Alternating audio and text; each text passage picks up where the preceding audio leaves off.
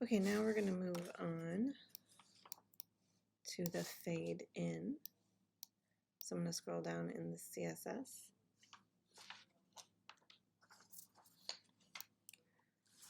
And we have some information already added to this. Big margins on the left and the right and the top and the bottom. We have a height and a width, background color, font family, text align center, and line height. And then in the fade hover state, we're just going to change the opacity to 1, which means that we need to add the opacity to the normal state so that we can change the opacity. So I'm going to add the transition. We're going to do all 0.3 seconds, and then I'm going to add the opacity. I'm going to do 0.5 semicolon. Now remember, 0.5 means 50%.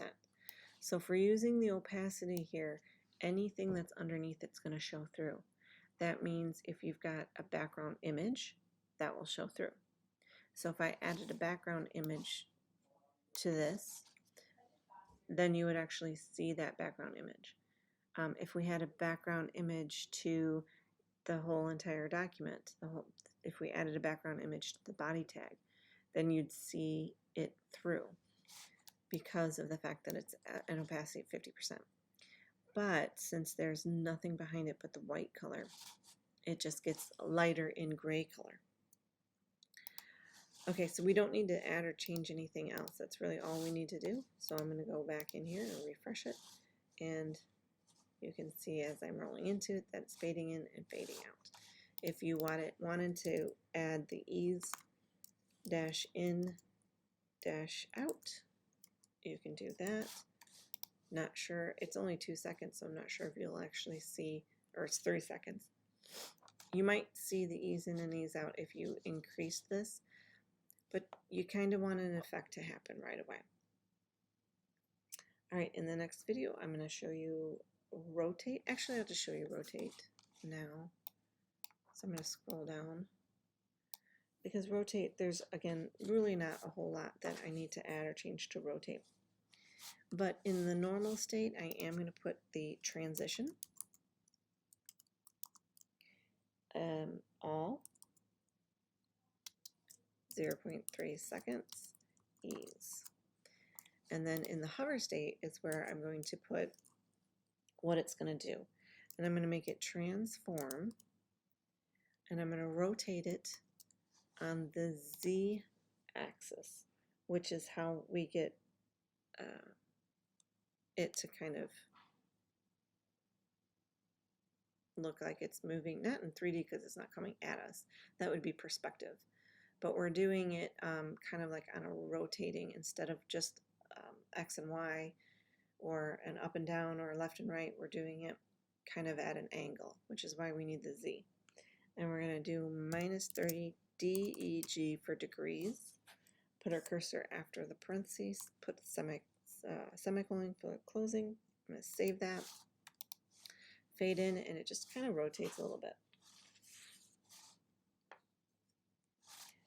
And then I'll do shrink real quick as well, which is the next one. So if I scroll down a little bit, there's my shrink. In the normal state, I'm going to add just the transition.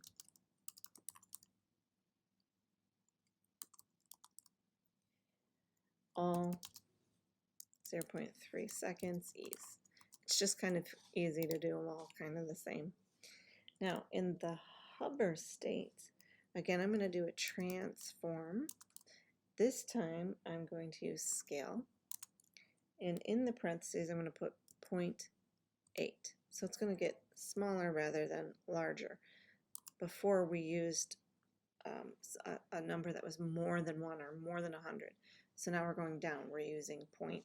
So I'm going to save that, roll into it, and it shrinks.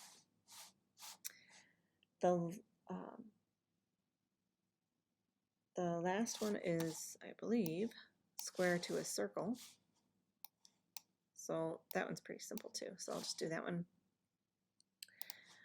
In the normal state, I'm going to do transition all 0.3 seconds ease. And then in the hover state, the only thing I need to change is add the border dash radius. We're going to do 50%. 50% is what makes it a circle. Save that. And then we have square to circle. Oh, actually, it's oval. Okay, and that's it for those animations. The last video, or the next video I'm going to do, is for the pulsating. So I'm going to end up opening a whole new HTML page.